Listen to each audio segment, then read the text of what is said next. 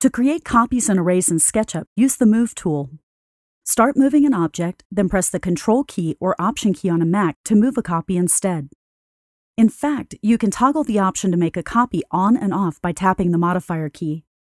Remember, you can always be accurate with your copy by typing a specific distance, say 8 feet, and pressing the Enter key. To create an array, you make one copy, then tell SketchUp how many total copies you want. For example, use the Move tool to copy this column once, then type 10x for 10 total copies. Press the Enter key to accept. When creating arrays in SketchUp, you can play with the number of copies made.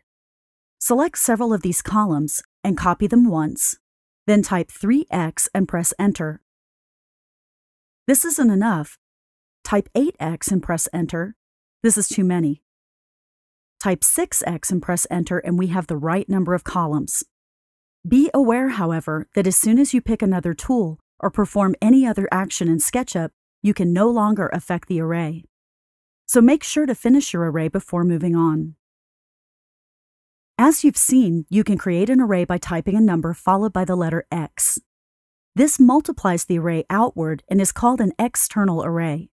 You can also create an array that is divided between your copies called an internal array. Copy this column some distance away and type 5 / and press the Enter key. This again creates 5 total copies, 1 at the end and 4 divided equally between the 2 outer columns. So just remember to make an array, copy 1 or more objects once, then type in a number followed by X or / to create an external or internal array. You can use the same logic with the Rotate tool to create circular arrays. Again, the important first step is to make one copy, pressing the Control key or Option key on a Mac while rotating an object to make a copy. Finish that copy and you can specify the number for an array. So we would copy this column once, say at 15 degrees, and type 8x for an external circular array. Or we could copy the column once 180 degrees away, then play with the number of columns between by typing 6 / Enter, or 10 / Enter. Practice making your own arrays with both the Move and the Rotate tools. And one final tip about copying in arrays.